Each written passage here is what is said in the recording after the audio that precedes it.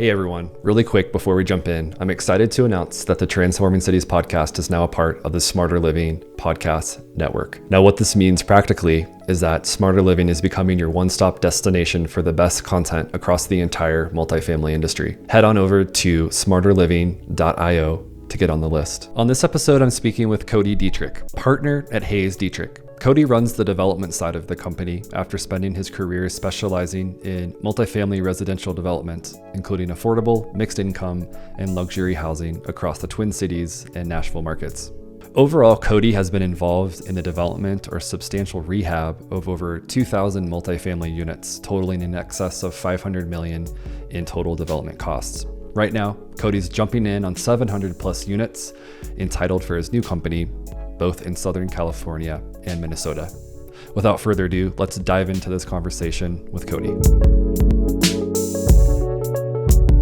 Finally, we've made it. Thank you so much for joining me today on the podcast. Thanks for having me. I'm excited to be here. So I want to jump right into your background and from our past conversations, I know that you literally grew up amongst farmland throughout southern Minnesota. So tell the listeners a little bit about kind of that area that you grew up and what that was like.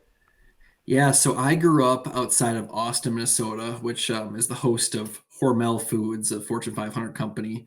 But really, that's as much as there is in Austin. And I actually went to a small school called Hayfield High School for all my high school and elementary school. My elementary school actually was in Brownsdale, which is a town of 700. Hayfield's a town of 1,000 people. So pretty small, Oh, wow. graduate with 50 kids. 2 of them were foreign exchange students at the time. So come from a very small background with most of my friends back home being farmers and continuing that lifestyle. And so what was your family life back then? Like what are the jobs in a town of that size in Minnesota? Because I know some people that have grown up in Minnesota, but most of them are out of the Twin Cities, specifically. So what are the jobs? What's the farm life like out there for adults?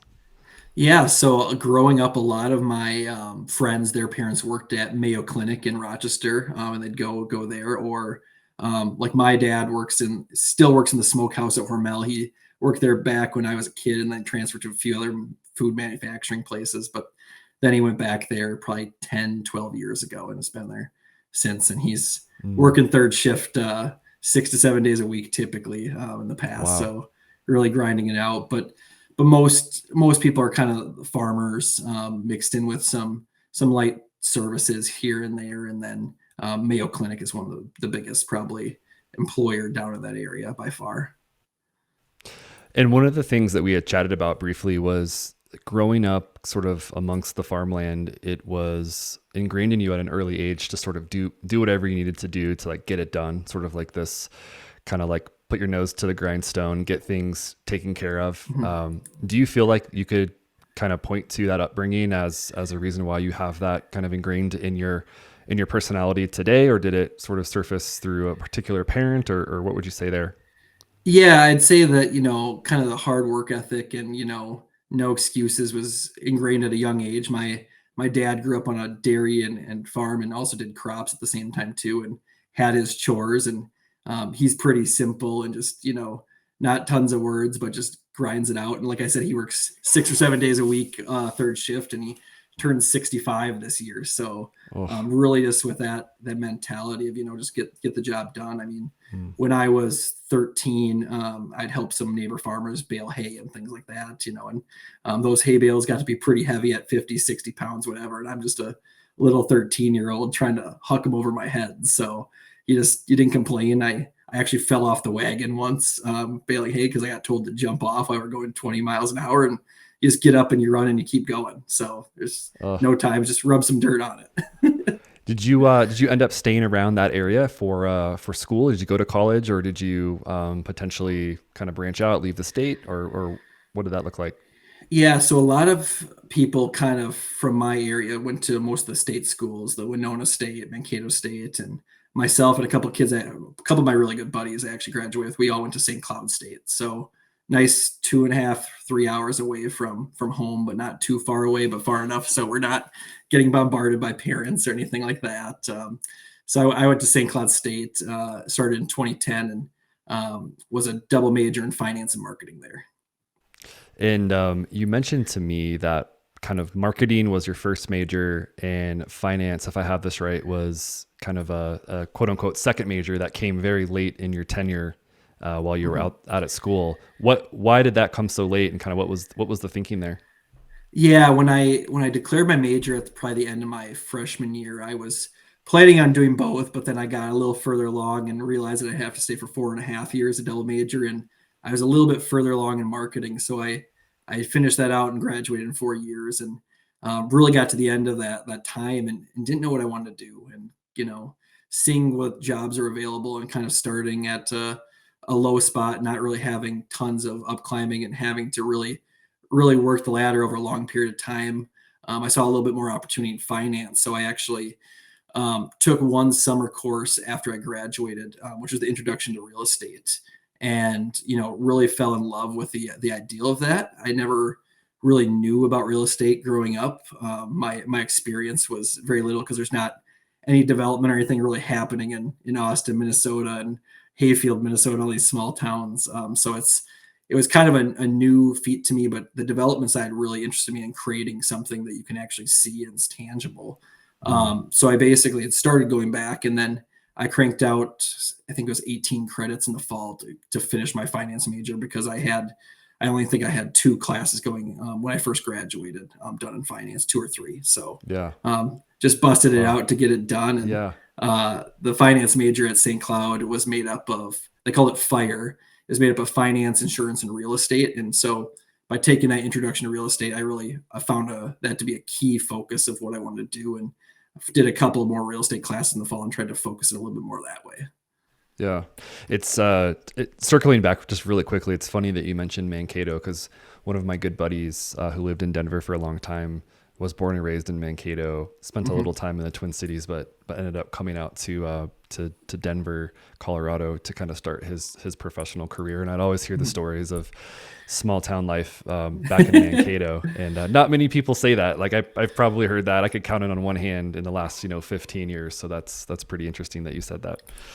Most of my friends, I think, and people I went to high school with who went to Winona as Mankato, St. Clouds, they all, I would say 80% live them back home, 85 maybe. So Yeah. a majority live there. I was actually going through this with a friend recently, and I'm like, I actually, one of my friend's younger brothers, who's 3 or 4 years younger than us, I ran into him last week, and it's like, I maybe know 8 people that live in the Twin Cities up and down 3 years basically of grades. So Yeah. it's kind of wild.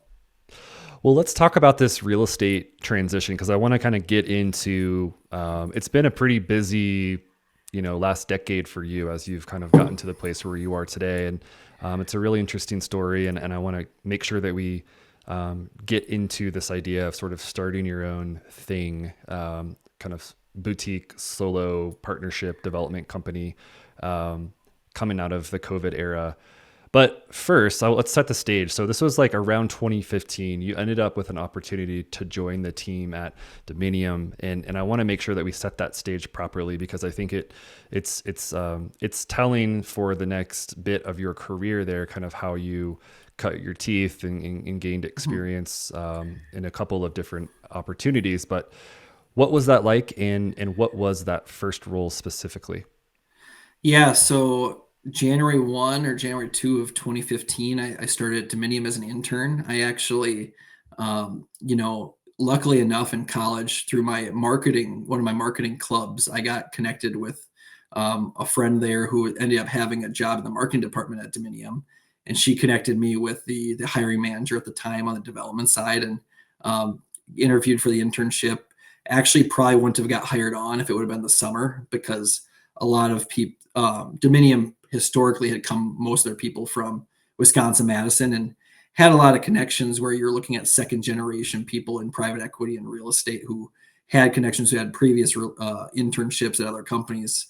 So in the summer, the applicant pool, I should say, was very large, but in the spring or in the fall, it was a little bit harder to place interns. So basically talked my way in with some of my experiences doing random things and my majors, and got a chance to start that January 2015, and really spent 5 months grinding it out, and a little bit similar to probably like an investment banker culture where it's, really, really grind and put your time in, and that's just what's expected. And when I started out, there were about 12, 13 associates, I would say. And most of the candidates that started there as associates got hired on from the internship program. So they use that as really a chance as a long-term interview that could then turn into a full-time position. And so there were a few people that got hired previously that didn't have internships with the company.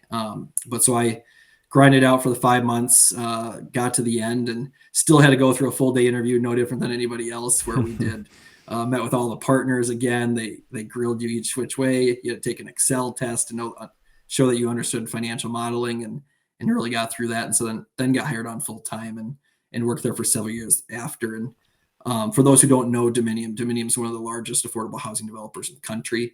I think when I was there, they were top 2 every year, maybe 3 one year, but really putting out, buying a lot of properties and renovating them, or starting to build a new construction platform to really add affordable housing across the country.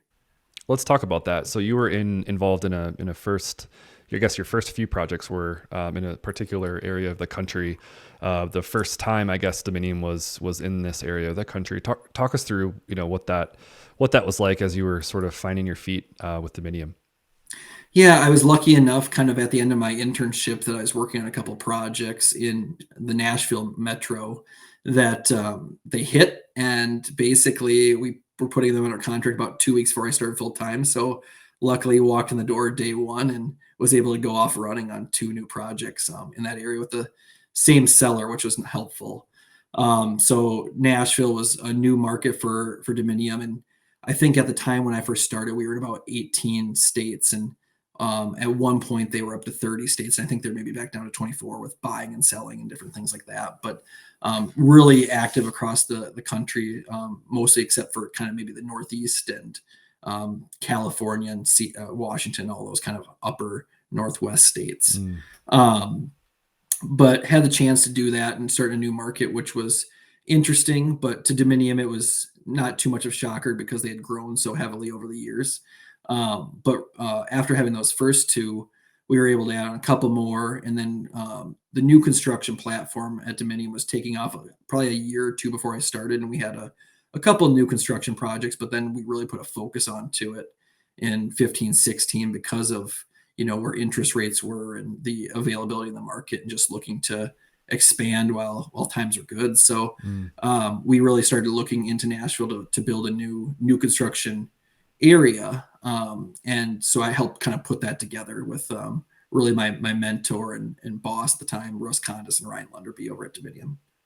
And if my notes serve me correctly, those are 160 and 184 unit deals just outside of Nashville.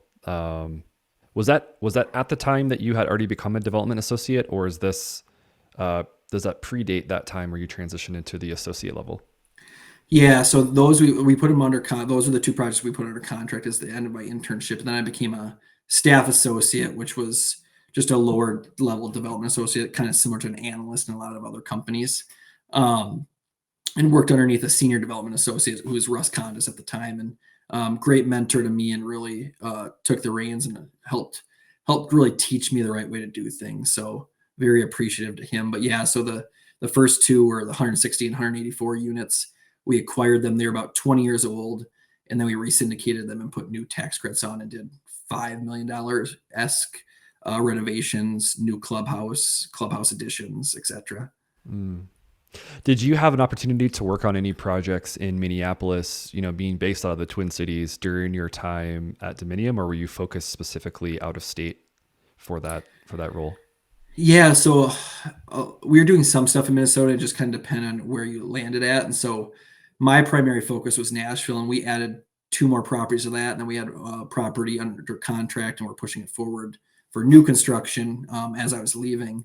And then I did some stuff in Texas and Orlando, and passed some of those projects off, or they didn't work out. So those are kind of my main markets I looked at. But then I was able to put under contract a project known as 1500 Nicollet in Loring Park in Minnesota, just outside of downtown. That was the first new construction building that Dominium had done that was 6 stories. So we kind of came up with a new model, and at the time it worked out great, just based off where the market was, where people's appetite was for tax credits to do these low-income housing tax credit deals. And so really opened up a new door for a different building type for Dominium. Thanks for listening to this episode of Transforming Cities, brought to you by Authentic. Authentic delivers premier multifamily brand experiences and smart digital marketing. Our proven approach aims to accelerate leasing velocity, boost rental rates, and increase long-term value. Simply put, we see brand as a business asset. You can find out more at authenticff.com. I don't want to give too much away, but there ended up being a fateful March Madness happy hour not too far down the line in the story for you with Dominium. But I'm first wondering, with all that great experience, what ended up starting to pull you away from that career path specifically, as you started to maybe look for what was next? I know that it culminated with a March Madness happy hour, but what happened before that, and then where did you end up with that happy hour meeting? Yeah, so we were, Dominium, the great part of that was very structured and career path. And so at the time when I was there, it was basically an 8-year career path to become a partner. And looking at kind of the future-esque of that, at the time, I think we had 8 partners, and by 2025, they were looking to have 11 or 12 partners, and maybe 1 or 2 were going to retire because of age and different things. But realistically, again, I was number 12 or 13 on the totem pole when I got hired on, and a couple people had left at that point. But looking at that and knowing there's maybe going to be 3 or 4 spots available, and assuming that some people are going to stay, it's kind of like, what happens if I get to that point and there's just no spots? And now things have changed and stuff like that. They're open to more partners, but at the time it was, don't shut down any other opportunities, be open to things. And as I think everybody should at least have conversations, and turning down a conversation is probably the worst thing you can ever do. The worst thing you can tell somebody is no, but you might learn something about yourself or them that may help you grow in your career or change your mind down the road. So definitely be open to those conversations. But I was, I had it in the back of my mind for 6 months, a year, when we had some of our meetings, and just some of the future planning and understanding the career path. And I was actually at a March Madness happy hour. It had been in 2017, and was talking to a few people. And then I ended up talking to a couple of the executives at the Doran team. And for no reason, my buddy who worked at Dominium was talking me up. I don't know why. Maybe it's because he was drinking a little too much, and he's friendly. Mm-hmm. But so we started talking, and then they reached out to me a week later and just asked to grab lunch, and went and had some lunch, and said they're looking to really grow their development department, because at the time it was basically Kelly Doran and then 2 other people, and realistically trying to really put an emphasis on that, because in 2017, there was still a lot of opportunity. The market had been good for a while, and just really looking to add to that growth pattern. So had the chance to go sit down with a couple of people and just chat with Kelly himself, and found that we were kind of on a similar wavelength, and they offered me a job, and the rest is history. Went to Doran shortly thereafter. And you told me that you actually mentioned to your wife at the time, back in 2017, that you were sort of saying, man, if I could learn from Kelly for the next 5 years, that would be incredible. And I think, looking back, that's roughly about exactly what happened. Yep, I left just under 5 years, but yeah, we joked about that. I'm like, the worst that comes from this is I go get all this experience learning from Kelly. So that was a big driver of the decision. And, even when I left Dominium, there was no hard feelings, and they're like, this is a great opportunity for you to have a chance to learn from Kelly. So we wish you all the best. I've learned a lot in our conversations just about the differences between a Dominium and a Doran companies. Maybe you could paint that picture for listeners and viewers. You transitioned to Doran around 2017. You were there for just under 5 years, as you said. But that was a very different role, a very different sort of culture than Dominium. Not saying one is better than the other, but it's just different. Could you talk about what those differences were like, kind of what that day-to-day was like at Doran? Yeah, and so Dominium, again, is an affordable housing developer, and there was an allure to going to Doran because it was building luxury Class A multifamily assets. So really changing it from, going to buy 1990s buildings and renovate them, or, doing some new construction that's a little bit lighter than those luxury buildings, was a good opportunity. And at Dominium, it's much more financially, looking at the numbers and understanding that to a T, and that's what really drives these affordable housing, because of all the subsidies you need and the different programs you have to go through. So that makes it a little bit more difficult. Whereas switching to Doran was an opportunity to really learn about more of the design side, and focus on adding value in different spots. On the affordable side, you can only capture so much value. There's a max rent you can charge. With luxury, it's how can we expand the unit, or put in a special feature, or amenity package that'll increase rents, from our renter profile, to really drive up the value of the building. And so that was something that was very intriguing to me. And so Dominium was, again, much more financially engineering and financially based. And not saying that Doran wasn't financially based, but it was a way to be a little bit more creative and think outside the box of how we could get the numbers to work. And for me, it was a great opportunity because we had architecture and construction in-house. Both companies had property management in-house, so that was always a benefit everywhere I was at. But it was a big chance for me to really learn the new construction side and how buildings are put together. And it was great being able to walk upstairs and basically ask as many questions as I want, and tried to be a sponge. And no question is a dumb question, and just trying to learn as much as possible. That dovetails really nicely into this next point I wanted to make sure we cover. But from our earlier conversations, it really seemed like a huge difference was your ability to literally go on site, walk construction sites, pop your head in the door, have these conversations in a way that allowed you to be that sponge and learn so much really quickly. Yeah, exactly. Nail on the head. The benefit is Doran, all the projects were local. We were doing some stuff in Denver, but realistically, once I had projects under construction, I was on site once a week typically. And then as I got, a couple of years in, I was on some sites almost every day.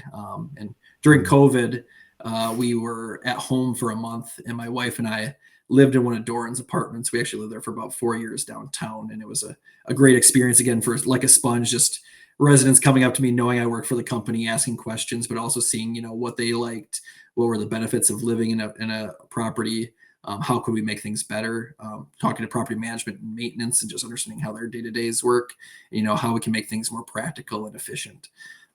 So that was great. But I think just having that opportunity was really beneficial. But during COVID, we worked at home for the first month, and living in a 2-bedroom apartment with my wife, I talk really loud. She was going nuts for me working in the second bedroom, me with the door closed. So I ended up I had 2 projects under construction at the time. I went back and forth between 2 sites and basically just worked out the construction offices. So that was also much more beneficial for me to be able to learn and just be on site every day, basically. Looking back, I mean, this might be a tough question to answer, but you're able to communicate with the superintendents, the subs on these jobs. Like, does anything stand out from any particular person, or maybe a particular conversation that you had where you can look back now and with clarity and say, man, I learned so much from that one moment or that one person? I would say, kind of learning from everybody, walking the site with Kelly himself, or, walking with superintendents or project managers, everybody played their role. I think the fact of being on site and going up. So one of the sites I was on was known as the Expo, which is a 25-story tower, just on the east side of the river from downtown. But going up and watching them pour a level of concrete and do these things on the 20th floor or whatever it was just, it was cool to be on site and watch these things happen and be kind of part of it. And then, lean over the super, why are they doing this? Why are they doing that? And learning a few more of those things was very helpful. Well, yeah, I love that. So you're bringing it up right now, and I wanted to get to this, the Expo project in Minneapolis, 369 unit. If I'm right there, tower rise, mid-rise retail, big project, kind of like the I don't know, the North Star example of your time with this group. Talk to us about that project. Obviously luxury, huge impact for you just from a growth perspective and kind of the trajectory your career has taken so far with your journey. This was also kind of an interesting time just in sort of like the history of our nation. So just throwing a lot of things at you here, but Expo Minneapolis, big deal for you. Lots of things going Yeah. on. Let's dive into that. Yeah, I would say that that was kind of the crown jewel development of Dorn companies, and it was the largest one, and it's the most costs. And we had done in the past, we had done a 13-story tower for another developer, and Kelly had done a 13-story tower for student housing just down the road for the University of Minnesota, and it was just an opportunity to get some tower experience, which is for one great, but it was taking things to the next level. So in that building, we had 30,000 square feet of internal amenity space, and then a courtyard in the center above the podium that was over 30,000 square feet. So Oof. really built out to the nines. We have Yeah. had 2 dog runs on the 25th floor, along with a club room, sky lounge kind of area. So some really new, unique things. And the dog runs are the nicest ones you'll find in all the Twin Cities. It's hard to find a 25th story dog park. Right. Yeah. I can't say I've heard of too many of those in my time. Yeah. And then so I would say, the timing of that. So we started that project in summer of 2018, and then it finished in um, late summer of 2020. And, that was working through the heart of COVID, right in the middle of the project, which was which was tough. And working through that, we had 200 to 300 people on site most days when we were fully going. And so it was a lot going on with that. And we actually opened the mid-rise portion of the building June 1st of 2020, which is 3 or 4 days after the George Floyd murder happened. So it was an interesting time, and there were some marches and protests kind of going down University Avenue right by the project, and it was interesting just because of part of the city was burning, but luckily enough that project ended up unscathed. No real issues, but it was tough to work through it all and try to understand where the city was at. And that was a long tenured process, and unfortunate for all. And luckily enough on project specific, we didn't have really any issues with that, and we had nighttime security and everything like that helping with the project. Yeah. Yeah, that I have to imagine that was quite a time of uncertainty just on a few different levels. Obviously, you have all that unrest happening across the city, and there's there's a nation sort of collectively reacting one way or another, and then you have this sort of micro focus, which is this building that's taken many years to get off the ground, let alone get in the air. And I have to imagine that was sort of like not knowing what's happening next, but you were sort of riding the wave and doing the best you could.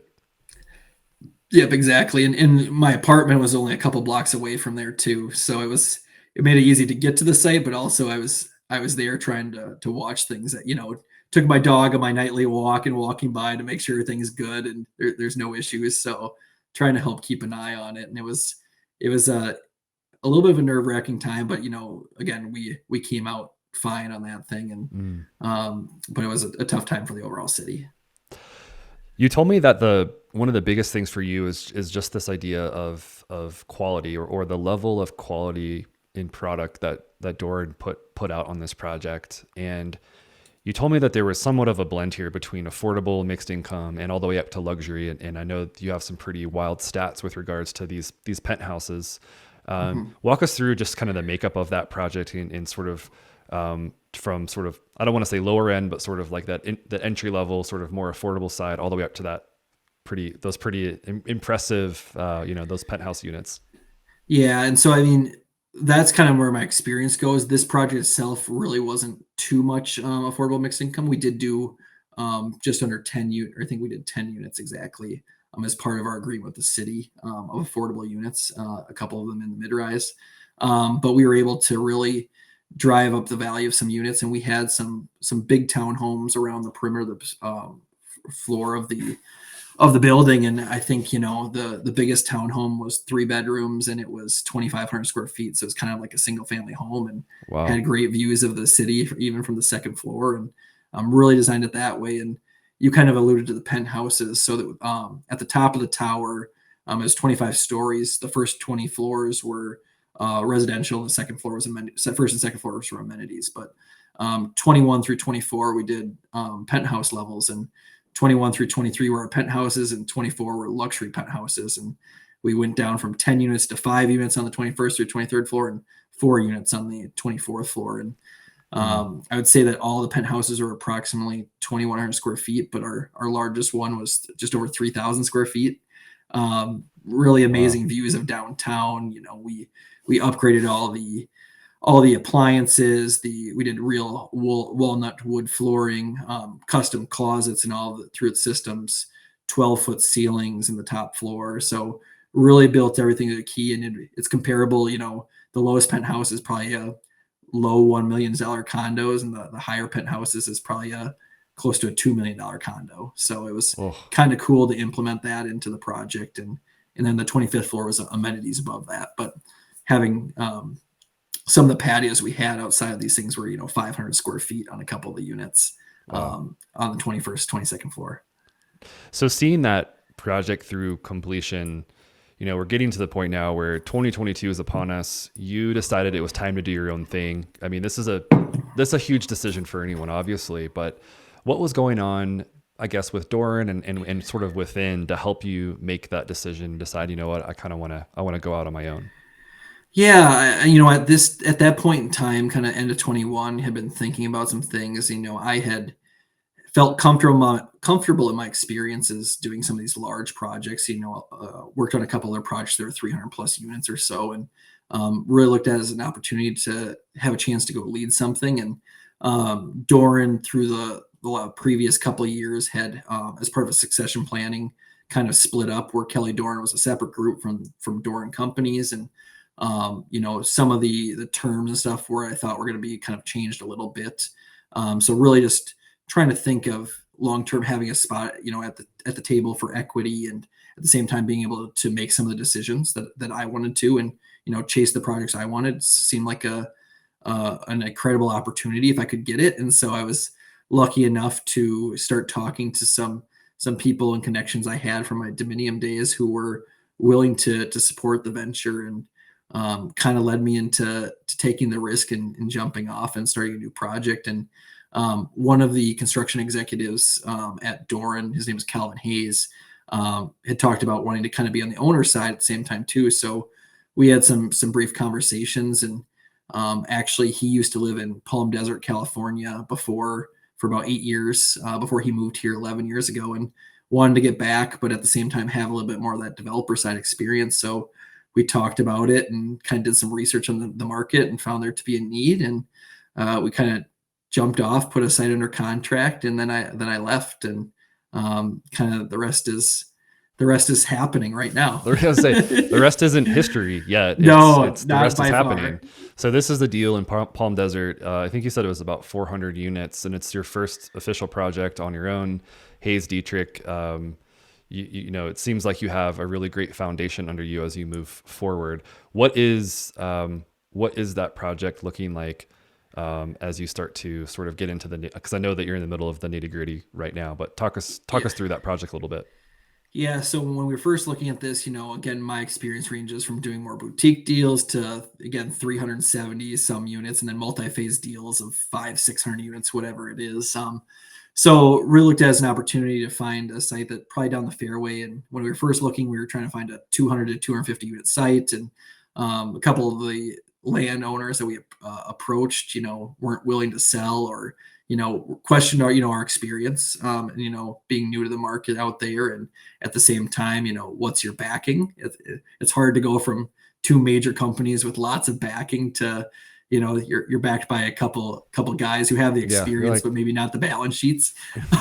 So it's me. So it was definitely interesting on that, but was able to, work with the seller of this project we're working on. And it just so happens that the site's over 18 acres and supported 400 units. So to build it to max density, we designed a 400 unit project with 3-story walk-ups. And then we tried to bring something new to the desert and have a 3-story podium building with 3 stories, 109 units, elevators, and underground parking. And the city had never seen underground parking in a residential building, didn't really understand it, and kind of educating a little bit, but trying to bring a different type of product to serve more people in that community, and really push an incredible kind of best-in-class asset through there that not much development has happened in that area recently, just because of Previously, the zoning code only allowed, and even some cities still, like high density residential is 10 units an acre. So you can't really do that much Right. with it. So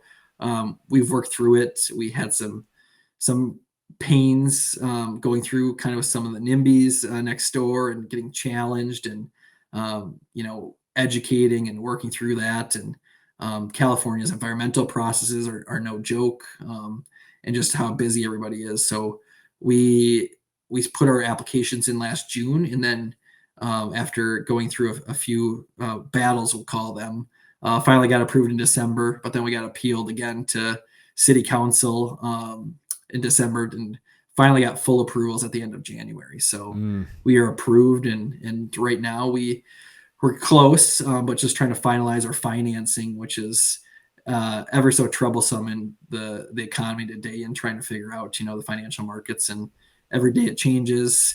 The Fed reports yesterday, today have not been great outlook on increasing rates, but everybody's dealing with the same thing. And, it's no different from us or, the biggest gray stars, the big companies across the country.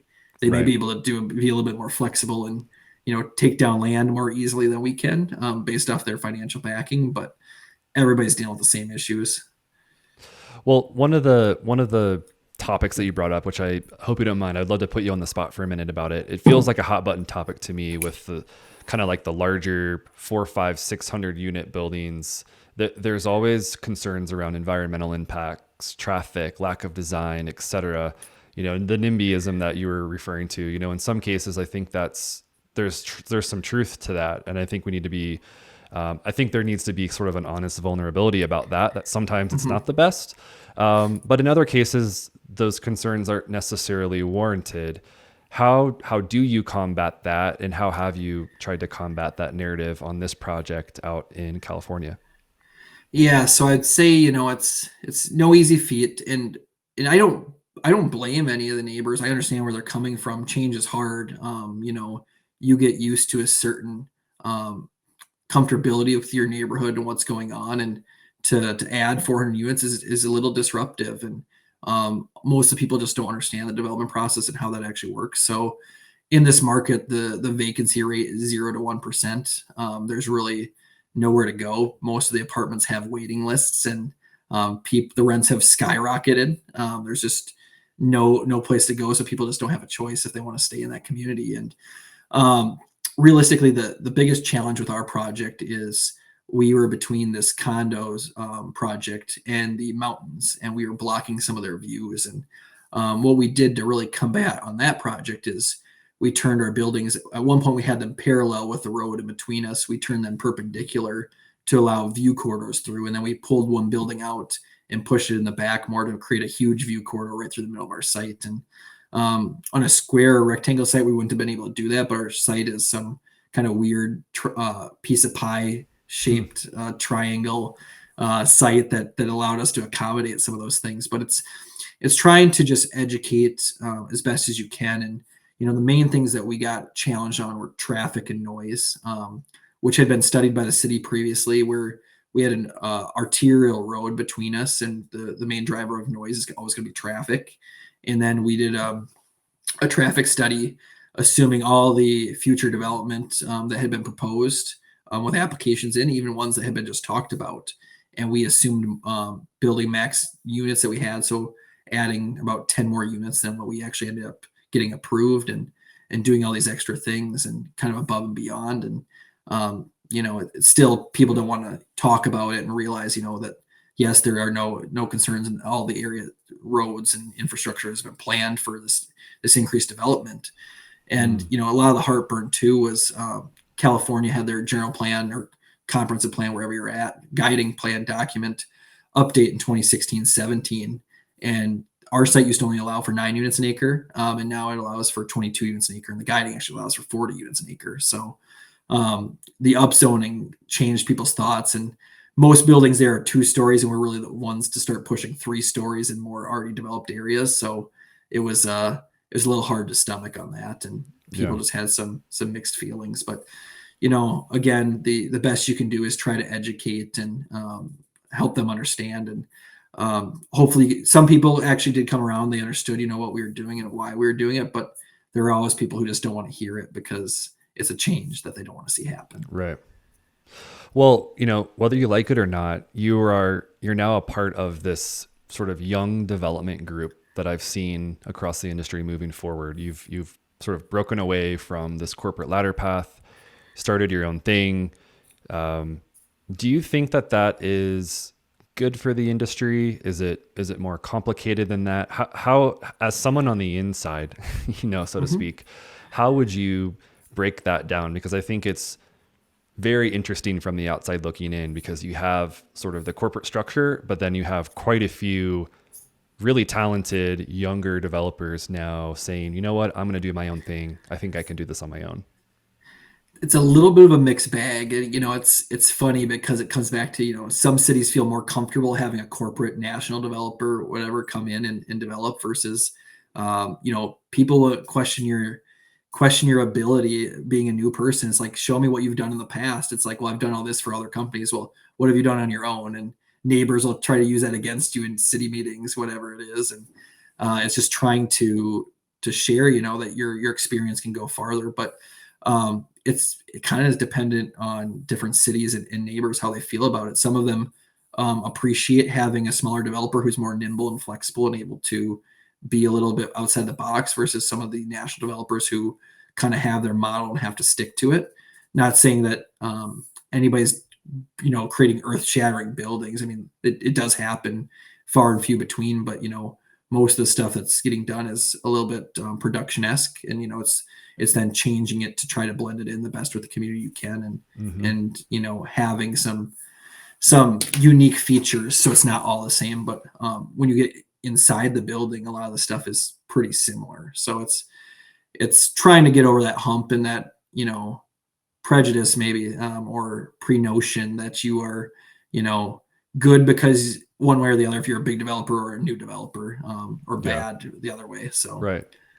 What about, this? So there's the point about you're part of a new group, I think, that is coming up in the industry right now. Young developer, talented, doing some cool things, thinking a little bit differently, and taking what you've learned and moving forward with it. The other side of the coin that we haven't even touched on yet, which I think is important to mention, is the time that you did decide to start a company right after COVID, in the middle of a kind of a financial crisis. Things are changing rapidly all around you. Was that a good decision? And not to say that I'm joking a little bit here, but yeah. Is this a good thing for you? Is it making you stronger? Is it fortifying the mission? Or would you advise other developers to do it differently for any particular reason? Yeah. So when we started this venture, it was a good spot. The markets were still solid, end of 21, started 22, everything seemed good. And then, as last year went, everything kind of just started tumbling out of control, and some people call it Armageddon, whatever you want to say. So it's not the financial crisis of 07, 08, not close to that. It's going to be some pain for some people, but I would say, I joked about this again today. But if we were 6 months down the road and we started this process 6 months later and we were timing it out, so we were basically ready to go here in the fall of this year, we would have perfectly timed it. But you're never going to time everything perfect, and that's always the hard part. And I think the other thing is, development cycles of a single project, people don't realize they just assume that developers go do this and it's, you're in it for all the money. You just want to do this quickly and you just slap it up instantly. It's like, no, we started this at, the end of 21. And by the time we're finished and this project is built, it's going to be, the end of 25, probably, maybe even, it's touching the January 2026. So it's, a 3 to 5 year process to make these projects come to life. And it's, a heavy risk to be taken on, and can't be taken lightly. And I think, it is a great opportunity. And not everybody can stomach that either. I mean, I, at the same time, sometimes question, like, would it have been easier to stay with a job and feel more comfortable? But, I don't get too high or low, which helps my saneness, I should say. But there are definitely people who can't handle that instability. And, but I would say, if this is something that somebody else is thinking of right now, now could be a great time to take that leap, because by the time you get a project under contract approved, you're probably not starting construction until next spring. And by the time you actually deliver the project, the cycle should be corrected by that point. So the financial markets, I think, sound like they're going to, they change daily, but a lot of equity providers and banks are kind of looking towards the second half of this year to know what's going to happen. And once the volatility stops with the Fed raising rates, and that'll really start thawing the financial markets and capital markets. Well, as we start to wrap up, I would love to hear a little bit about your take on what's next. Like, obviously, we've talked a little bit about the market today here in the first part of 2023, but give me your thoughts on what you're seeing and how that's going to impact your business and others moving through the rest of this year and into next year. Yeah, and so I think the unique thing about real estate at the same time is everybody has different models. There are the people who can make the 30-unit buildings work and build these small infill sites. And me personally, I can't make that work. I'm not trained in that mindset and how to cut the cookie a different way, we'll call it. But everybody has their niche and figures it out based off kind of their experiences, their training. I come from, again, from a background of doing larger projects, mostly 150 to 300 some unit projects. So that's kind of the niche I feel most comfortable in. But I see there being lots of opportunity. I'll focus more on the new construction because acquisitions and value adds are a completely different game. And I don't do much of that anymore. But new construction, I see different opportunities, more so trying to work with cities. I think cities will come around a little bit more and trying to help with financial assistance. And there's been a lot of inclusionary zoning and different green initiatives around the country. So if people really want to start seeing this happen, and eventually some states are trying to push for net zero buildings, they're going to have to come to the table at the same time. So I see that happening. I don't know if that's quick or a long process that won't happen for the next 5 or 10 years, but I think being open to that will really start driving development. And I think some cities who are eager to keep their economic development growing will help developers and understand the processes. But there are a lot of cities at the same time too who say we just don't give handouts, and it's deemed a handout even though it's actually creating value and providing affordable housing for people across the country. But with the markets, construction is plateauing right now. Everybody hopes it's going to go down 10% or so, but it just kind of becomes the new norm, and plateau is maybe, hopefully it comes down 5% or something and just stays steady, and people get hungry. But the projects that are gonna work are gonna be the ones with unique stories, I think, over the next year, where you're really creating values in high barrier markets, or you're building something that is not easily done just because of the type of construction you're doing. I actually listened to one of your live podcasts a little while ago on the timber. I forget if the man's name. But Andrew. Yep. Andrew. Yep. But that was impressive. And I think there's opportunities for things like that. And, the ESG guidelines that people are trying to push on to some of these developments, more the institutional equity partners who are trying to help reduce the carbon footprint and, go more green, keep, pushing the overall goals higher and the bar higher for developers to hit. It's going to make it tougher, but some things have to give, and we'll figure it out, and technology will keep innovating, and there'll be different ways. But timber is a great example from that live podcast you had that shows there are different ways to skin the cat. Yeah, I think that's a really great point. The idea that in order to stand out today, it's going to need to be either material, kind of build approach, and or kind of brand and identity. How are you creating something that is unique and different in a particular location, right? Because if you take a step back and look at all the things being built, to your earlier point, it's a lot of the sameness with just some different, skin coats, and kind of like different package deals of the same thing. So I think Andrew's onto something and you're onto something there as far as moving forward, 2023, 2024, really needing to kind of plant your flag and say, I'm going to do this a little bit differently. And here's how, because I think that's really going to be a difference maker. Yeah. And we're hoping to do long-term work in Southern California, kind of in Coachella Valley, Inland Empire and everything like that, and plant a flag there, and then do stuff here in Minnesota. And, we see Denver as a potential third market, but it's it's looking at all those spots. And, Minnesota is a little bit tough right now just because of there's conflicting reports right now if Minnesota is growing or declining. There's a couple of reports that have come out in the last couple of weeks that uh, who knows who's right with population growth. But at the same time, Minnesota's Midwest in general is typically pretty solid, and you can't just keep raising the rents on this kind of clientele.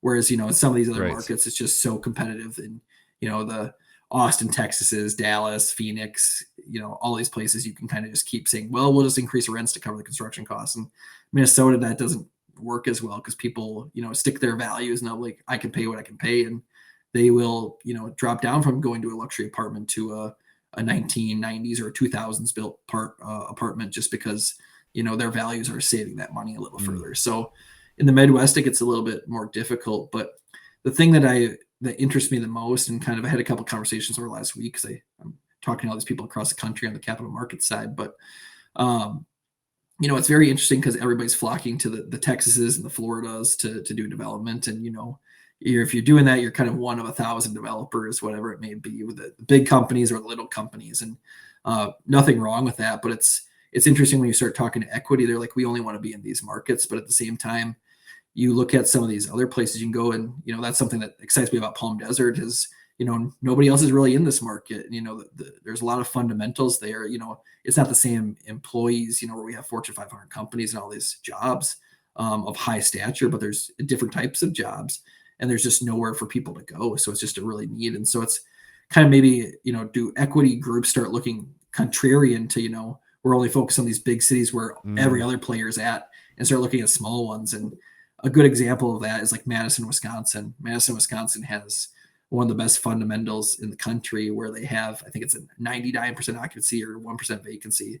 And there's really not, there's been housing built over the years, but no big influxes. And there's student housing built, but there's plenty of room for growth there till they hit equilibrium, where some of these other markets like Phoenix had so much supply last year that their occupancy dropped from 96 down to 91% just because all the supply came online at the same time. So, which they'll absorb over time, but it's hard for them to take on so quickly. So I'll be interested to see if some of the equity players across the country start changing their tune a little bit about that and start chasing some key secondary markets and trying to take advantage of going where other people aren't going versus following the herd. Well, Cody, it's been a really fun conversation. I love to always wrap up with a couple of rapid fire questions, if you will indulge me on these. Hit me with like the most exciting project you feel like you've seen in the last year or so. What would that be? I had the chance to tour a couple cool projects last year, but I think my favorite one would have been the 11 condos. It was 111 condos, I believe, in Gold Medal Park in downtown Minneapolis. That was 42 stories or so, and it's the tallest residential building in the Twin Cities ever in Minnesota. So it was really cool to see that come to life, and just the quality of those condos and is absolutely insane. Just the level of detail they put in that building. And they actually brought in an architect from New York, I believe, which we, in the Twin Cities, a lot of the architects are local, but that was something that they really put their stamp on. And, it's an iconic piece now, and it'll be a long-term piece of Minnesota real estate history going forward. And as a new businessman now, what's one book that you would recommend to the listeners if they could go pick it up right now? So the one book, I'm just reading this early on, but it's 12 and a Half by Gary Vaynerchuk. And I like listening to Gary. Gary's, for those who don't know, is kind of a marketing media guru, and he owns Vaynerchuk Media in New York. He's a guy who has really built his career. And what excites me about kind of his message is he really focuses on the client and the end user. And he responds to all comments and stuff like that. He's always just on social media and trying to make his brand better. But that book is more so about learning how to harness your emotions and use them the best way possible in business. So, and not overthinking things, using compassion, empathy when you're making decisions versus, eyes turn red and not thinking things through sometimes. Yeah, right. Well, we'll be sure to have all of these links down in the show notes that we chatted through on today's conversation. There's only one more thing to do today, and that is to roll the red carpet out for you. Tell the world where they can find you online and kind of what you're up to right now. Yeah, so really just trying to get our boots on the ground on a couple of these developments. And so I have my one in Palm Desert, and then I'm working on a larger project here in a suburb in Minnesota that hoping to get some feedback here from the city here in the next couple of weeks, actually. But then, trying to plan long term and how we can scale this appropriately without going too out of control. And, so I kind of have two umbrellas, but my main company is Hayes Dietrich with my partner, Calvin Hayes. So our website is just hayesdietrich.com. And then if you want to reach me, you can send an email to cody@hayesdietrich.com. And I'm on LinkedIn as well. I was joking with Chris before the podcast that I'm not on Twitter and all these other things, but my limited presence, you can still find me pretty easily. Yeah, we will have people stalk you in the show notes. There's at least a couple ways they can reach out and connect. But Cody, again, it's been a pleasure. Thank you so much for chatting today. Great. Thanks for the time, Chris. I appreciate it.